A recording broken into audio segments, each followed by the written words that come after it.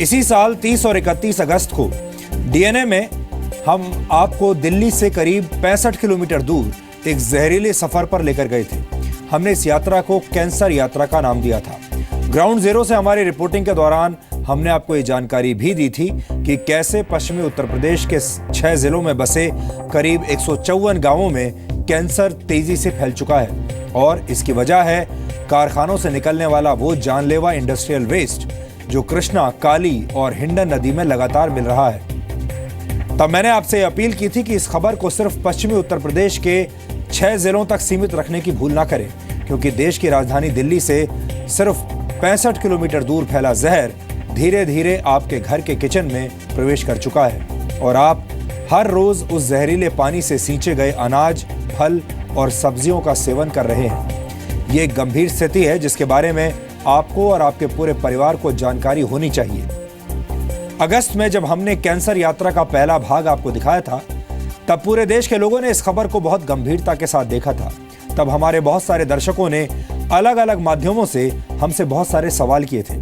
ज्यादातर लोग ये जानना चाहते थे कि अगर इन सब्जियों को लैब में टेस्ट कराया जाए तो उसके क्या नतीजे आएंगे।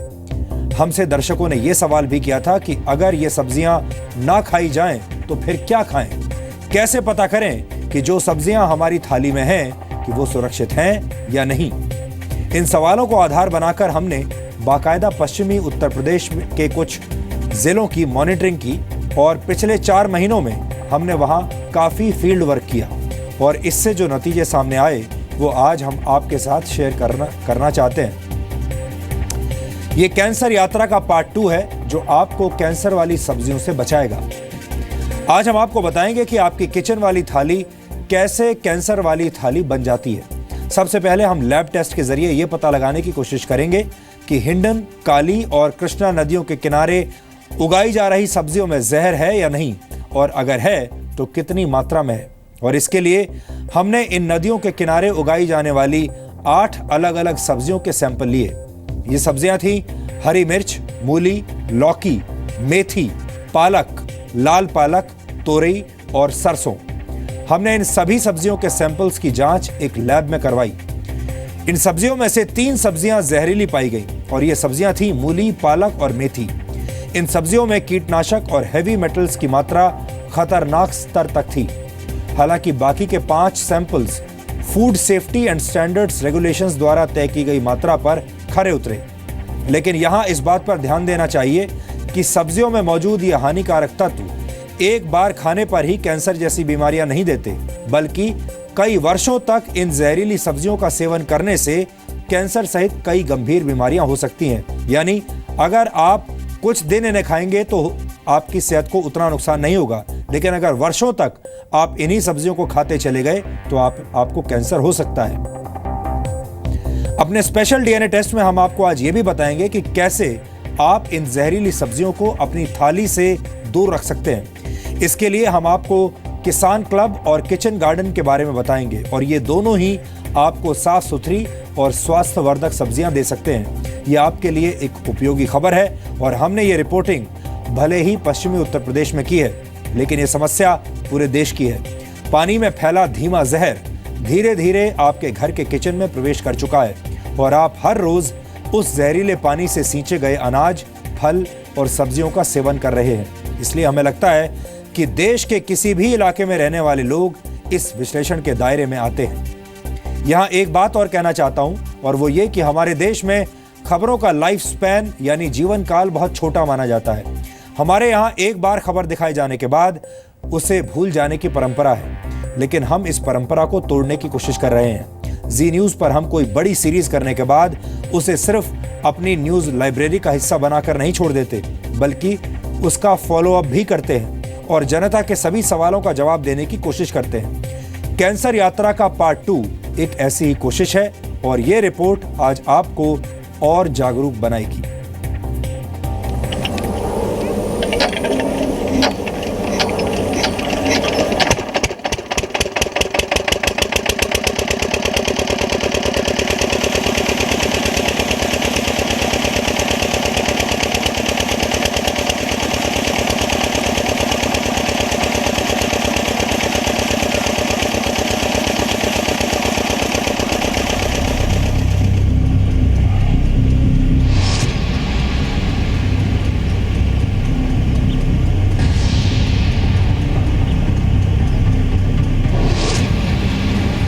पक गई है।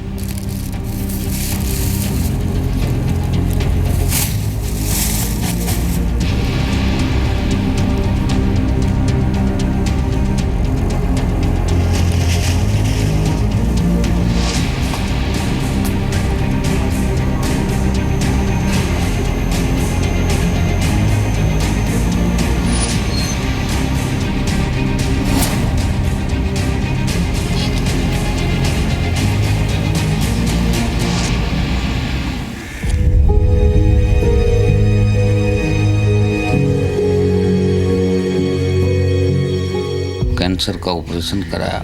डॉक्टर ने बताया कि ये पानी प्रदूषण की वजह से सब कुछ हुआ। डीएनए में कैंसर यात्रा की सीरीज के पहले हिस्से में आपने उन गांवों के लोगों की तकलीफें देखी और सुनी जिनके नसीब में काला पानी लिखा है और शरीर पर कैंसर जैसी गंभीर बीमारियों की काली परछाई पड़ चुकी है।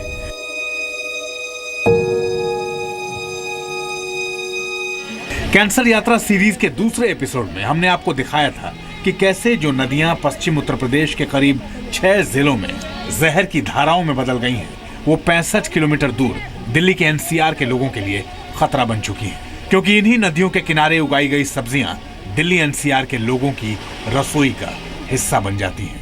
हमने इन नदियों के किनारे बसे बागपत, बड़ौद, शामली, सहारनपुर, मुजफ्फरनगर और गाजियाबाद के कई गांवों का दौरा किया था और पता लगाने की कोशिश की थी कि जिन नदियों का पानी इतना जहरीला है, उन नदियों के पानी से उगाई गई सब्जियां कैसे सुरक्षित हो सकती हैं।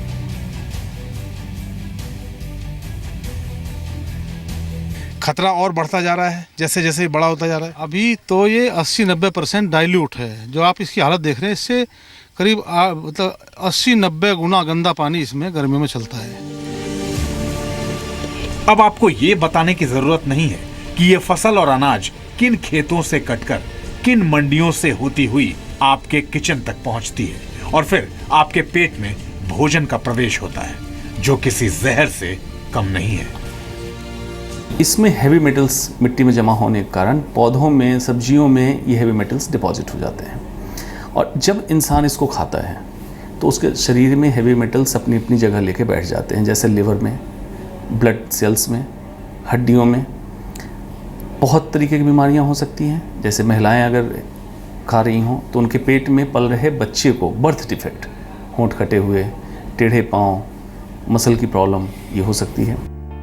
तो अगस्त में हमारी रिपोर्टिंग ने यह साबित कर दिया था कि इन जहरीली नदियों के भरोसे जो फसल बोई जा रही है, वो लोगों की सेहत बनाने की जगह बिगाड़ रही है। लेकिन अभी इस खबर का एक भाग बाकी था।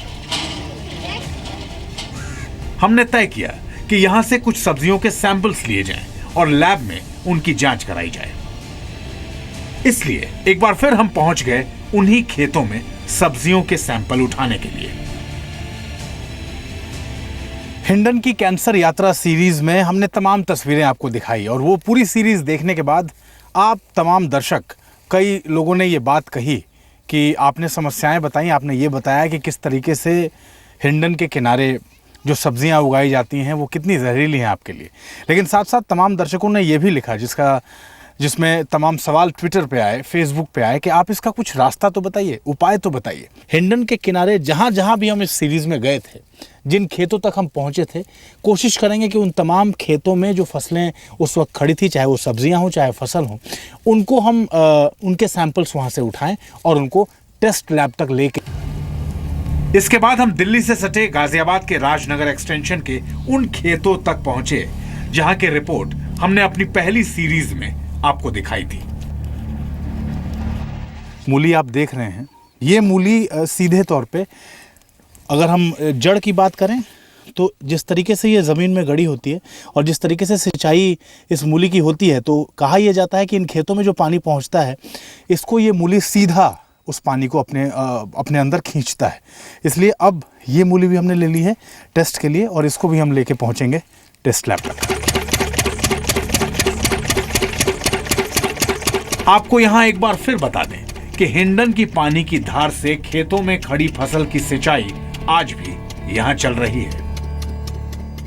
तो अब इन तमाम सब्जियों के साथ जो दिल्ली एनसीआर के अलग अलग जगहों से, अलग अलग गांवों से इकट्ठा की गई हैं टेस्ट के लिए, सैंपल्स उनके लिए गए हैं और ये वो जगह हैं जहाँ से किसान बड़ी मात्रा में बड़े पैमाने पर इन सब्जियों को उगाते हैं और दिल्ली एनसीआर की बड़ी मार्केट्स तक ये सब्जियां पहुंचती हैं, वहाँ से लोकल मार्केट्स तक पहुंचती हैं और उन लोकल मार्केट से आपके किचन तक पहुंचती हैं। इन तमाम सैंपल्स को अलग अलग जगहों पर रखा जाएगा, उनके नाम लिखे जाएंगे, किस तारीख को वो लिए गए हैं वो लिखे जाएंगे और किस तरह के टेस्ट किए जाने हैं इन सब्जियों के, वो बाकायदा उस वहाँ पर अंकित किया जाएगा और उसके बाद हमें इंतज़ार करना होगा कि अगले कितने दिनों में वो टेस्ट रिपोर्ट आती है जिसमें रिजल्ट सामने आते हैं कि आखिरकार इन सब्जियों में इस पानी का प्रभाव, उस पानी का प्रभाव जिस पानी से इन सब्जियों को सींचा गया है, कितना है। तो चलिए, हमारे पास कुल 8 अलग अलग सब्जियों के सैंपल थे जिन्हें परीक्षण के कई दौर से गुजरना था। सब्जियों का सैंपल टेस्ट लैब में जमा कराने के बाद वहां के वैज्ञानिकों से बात करके हमने ये जानने की भी कोशिश की कि इन सब्जियों को किस तरीके के परीक्षणों से गुजारा जाएगा। हमारे साथ अजय कुमार त्रिवेदी हैं जो साइंटिस्ट हैं इस टेस्ट लैब में, और किस किस तरह के टेस्ट किए जाएंगे उन सब्जियों पे, ज़रा संक्षेप में इस पर बात करेंगे। सबसे पहले तो ये बताइए, जो सैंपल्स हमने आज जमा किए इस टेस्ट लैब में, किस किस तरह के परीक्षणों से उन सब्जियों को गुजरना होगा? देखिए, पहले जो सब्जियां होती हैं बेसिकली जो फार्मर लेवल पे होता है वो केमिकल्स यूज़ करते हैं एज ए फर्टिलाइजर्स, जो काफ़ी एक्सेस में होता है, that is associated with the soil से होता है और वो सब्जियों में आती है। लेकिन जो डेंजरस चीज़ें हैं उनमें ये एक चीज़ है, जैसे आप कौन सा पानी सिंचाई के लिए इस्तेमाल कर रहे हैं। अगर जो आपका पानी कंटैमिनेटेड वाटर है, जो मोस्टली वाटर सोर्सेज में आजकल हो ही रखा है, तो उसमें हैवी मेटल्स जैसे लेड, कैडमियम, जो भी इंडस्ट्रियल पोल्यूटेंट्स हैं, उनके आने की संभावना अच्छी खासी होती है। सब्जियों के इन सैंपल्स के परीक्षण में 1 हफ्ते का वक्त लगा और इनकी जांच के जो नतीजे सामने आ गए, नतीजे 50-50 थे। कुछ सब्जियों में खतरनाक केमिकल्स पाए गए तो कुछ सब्जियां सुरक्षित थी, लेकिन आधा खतरा भी खतरा ही होता है। इसमें मूली और मेथी में कार्बेंडाजिम की मात्रा मिली है, और जो कि even prescribe limit, food safety की प्रिस्क्राइब लिमिट से ऊपर है। जैसे कि मेरे पास जो रिपोर्ट्स हैं, आप भी देखेंगे इनको, रेडिश में जो मिली है वो 1.04 ppm अगेंस्ट 0.5 ppm जो कि हमारी फूड सेफ्टी रेगुलेटर की लिमिट है। एंड मेथी फेन्यूग्रीक, उसमें 0.09 ppm की मात्रा पाई गई है against 0.5 ppm। Apart from this, spinach और मेथी में भी हमें लेड मिला है। स्पिनच में हमें मिला है 1.24 ppm against norm of 2.5 and मेथी में हमें मिला है 1.61 ppm against norm of 2.5 ppm। Lab test के नतीजों ने हमें यह सोचने पर मजबूर कर दिया कि आखिर इन जहरीली सब्जियों से बचने का उपाय क्या है, क्योंकि जहर के डर से सब्जियां खानी तो बंद नहीं की जा सकती। यह सवाल हमारे देश भर के दर्शकों ने भी हमसे पूछा था कि आखिर उनके पास विकल्प क्या है। बेहतर विकल्प की तलाश करते हुए हम हरियाणा के पलवल पहुंचे।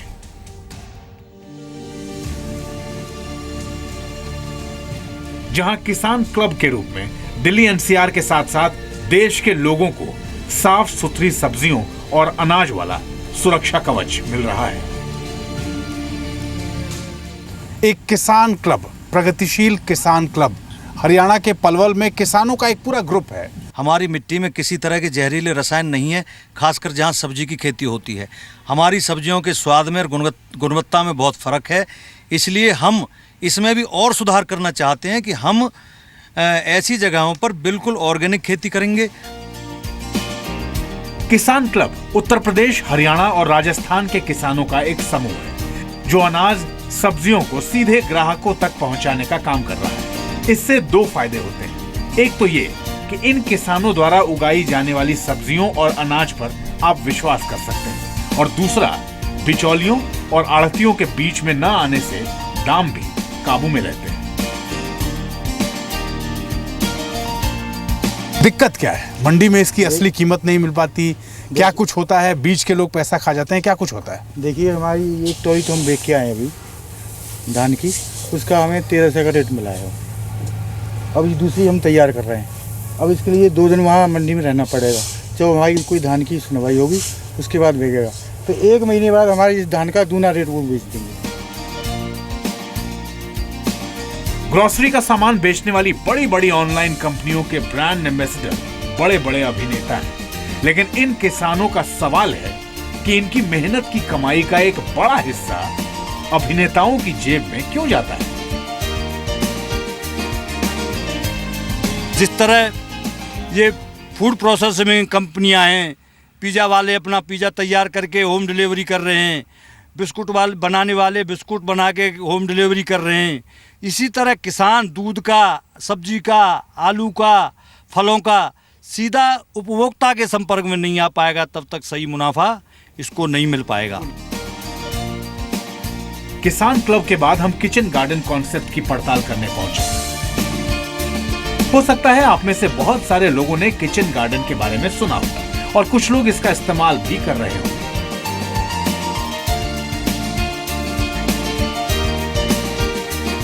2 कॉन्सेप्ट हमने आपसे कहा था कि आपको बताएंगे हम। एक तो जो किसान क्लब जो हरियाणा के साथ साथ हरियाणा में पलवल और उसके आसपास के इलाकों में किसानों ने एक क्लब बनाया है और वो ये चाहते हैं कि जो सब्जियां, जो फसल, जो धान, जो गेहूं वो उगाते हैं उसके लिए बीज के आदमी की ज़रूरत नहीं है। और दूसरा किचन गार्डन का कॉन्सेप्ट है। नोएडा के एक ऐसे ही किचन गार्डन में इस वक्त हम मौजूद हैं। ब्रिगेडियर चितरंजन सावंत साहब यहाँ पर हैं और उनकी धर्मपत्नी साथ में हैं और एक पूरा का पूरा किचन गार्डन सुधा जी साथ में हैं और पूरा का पूरा एक किचन गार्डन ये लोग मेंटेन करते हैं। ये आपकी अथक मेहनत है आप दोनों की, जो इस तरीके की चीज़ें दिख रही हैं। सबसे पहले तो सर ये बताइए, ये कैसे दिमाग में आया कि ये कुछ किया जाना चाहिए? तो जब ये घर आया, ये हमें AWHO ने दिया, तो यहाँ बहुत कूड़ा था और लोग शौच के लिए बैठ जाते थे। इतनी गंदगी थी, दुर्गंध थी कि आप प्राणायाम नहीं कर सकते थे। तो हमने अड़ोसियों पड़ोसियों से बात की। हमने कहा हम लोग सब पढ़े लिखे लोग हैं और फिर भी इस दुर्गंध में वातावरण में रह रहे हैं, कितनी ख़राब बात है। पैसा हम नहीं इकट्ठा करेंगे, अपना अपना पैसा लगाओ, अपना श्रम लगाओ और अपने घर के पिछवाड़े को एक स्वर्ग बना दो। आजकल तो जापान ने तो कितने अपने टेरेस गार्डन, हैंगिंग गार्डन, ये वो सारे गार्डन बनाने का एक कॉन्सेप्ट दे दिया है जी। और दूसरा इजराइल ने हमें ड्रिप इरिगेशन सिखा दिया जी जी कि हमें अगर बहुत सारा पानी नहीं मिल रहा है तो केवल एक मेन जड़ में पानी देते रहिए और पौधा प्रफुल्लित होगा और फिर वो दिखाते भी हैं कि कितना ऊंचाई तक जा रहा है। तो ये ड्रिप इरिगेशन का हम सहारा ले सकते हैं। किचन गार्डन यानी फल सब्जियां उगाने की ऐसी व्यवस्था जिसके लिए ना तो खेत चाहिए और ना ही बड़े बड़े बागान। आप अपने आंगन, अपनी छत, अपने बरामदे में ये गार्डन बना सकते हैं।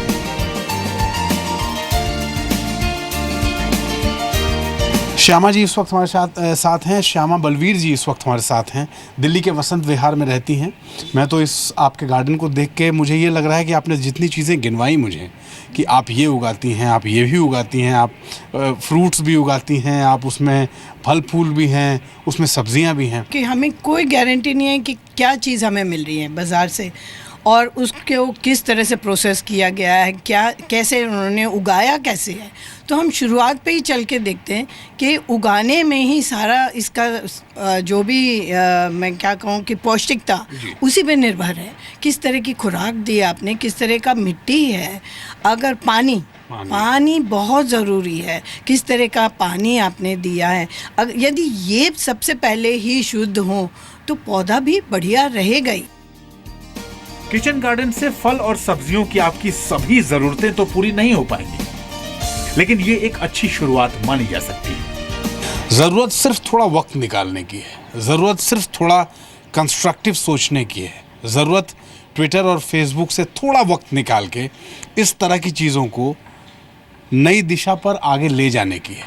ज़रूरत थोड़ा सा ऐसे गार्डन, जो छोटे मोटे गार्डन आप अपने घरों में, जब अपनी सोसाइटीज़ में आते हैं तो आप देखते हैं नीचे आपको क्यारियाँ दिखती हैं, उसको इम्प्रोवाइज़ करके आप उसको बड़ा कैसे बना सकते हैं। और वैसी ही क्यारियाँ आप जिस भी सोसाइटी, अपार्टमेंट या अपने घर में रहते हैं, अपनी छतों पे उस तरह का गार्डन कैसे डेवलप कर सकते हैं। बस इस बात को सोचने की ज़रूरत है और उस सोच को आगे इम्प्लीमेंट करने की ज़रूरत है। चीज़ें अपने आप ठीक हो जाएंगी। सरकारी आंकड़ों के मुताबिक भारत में हर साल कैंसर की वजह से 5 लाख लोग मारे जाते हैं और ये एक बहुत बड़ा आंकड़ा है और इसे हमें एक अलार्म की तरह मानना चाहिए। कुछ समय पहले Indian council of medical research ने भारत में कैंसर को लेकर डराने वाले आंकड़े जारी किए थे। ICMR के मुताबिक वर्ष 2020 तक भारत में कैंसर के 17,30,000 नए मामले सामने आएंगे। ICMR ने आशंका जताई है कि 2020 तक ब्रेस्ट कैंसर, फेफड़ों के कैंसर और गर्भाशय के कैंसर के सबसे ज्यादा मामले सामने आ सकते हैं। कैंसर की ऐसी भयानक स्थिति होने के बाद भी हमारे सिस्टम ने कोई शिक्षा नहीं ली है और हम नदियों पर कैंसर फैलाने वाले जहरीले पदार्थों का बोझ लगातार डाल रहे हैं। सेंट्रल पॉल्यूशन कंट्रोल बोर्ड के मुताबिक देश भर में 920 ऐसे कारखाने हैं जो भारी मात्रा में अपने कारखानों से निकलने वाला कचरा नदियों में बहाते हैं। वर्ल्ड रिसोर्सेज इंस्टीट्यूट नामक एक गैर सरकारी संस्था की रिपोर्ट के मुताबिक भारत में 7 करोड़ से ज्यादा लोग हर रोज गंदा पानी पीते हैं। पीलिया, हैजा, टाइफाइड और मलेरिया जैसी कई बीमारियां भी गंदे पानी की वजह से ही फैलती हैं। वाटर एड रिपोर्ट 2016 के मुताबिक भारत में हर वर्ष डायरिया से 1,40,000 बच्चों की मौत हो जाती है। रासायनिक खाद भी पानी को दूषित कर रही है, जबकि कारखानों और उद्योगों की वजह से हालात और भी ज्यादा बुरे हो गए हैं। भारत की कई नदियां जैविक सेहत के लिहाज से मर चुकी हैं। इसका असर पर्यावरण के साथ साथ लोगों पर भी पड़ रहा है। आप सोच रहे होंगे कि हानिकारक फलों और सब्जियों से आखिर कैसे बचा जाए। इस सवाल पर हमने काफी रिसर्च किया और तमाम स्टडीज को पढ़ने के बाद जो बातें निकलकर सामने आई हैं वो हम आपके साथ आज शेयर करना चाहते हैं। सब्जियों और फलों को हमेशा अच्छी तरह धोना चाहिए। सब्जियों को उबालकर और अच्छी तरह पकाकर खाना चाहिए। आम आदमी सब्जियों और फलों को लेकर सिर्फ ये सावधानी ही बरत सकता है। इसके अलावा ऑर्गेनिक फलों और सब्जियों का उपयोग भी किया जा सकता है, लेकिन ऑर्गेनिक सब्जियां साधारण सब्जियों से महंगी होती हैं, इसलिए हर व्यक्ति इन्हें नहीं खरीद सकता। इस मामले में कृषि से जुड़े हुए लोगों और हमारे सिस्टम की भी जिम्मेदारी बनती है। किसानों को खेतों में ऐसे पानी का इस्तेमाल करना चाहिए जो केमिकल से दूषित ना हो।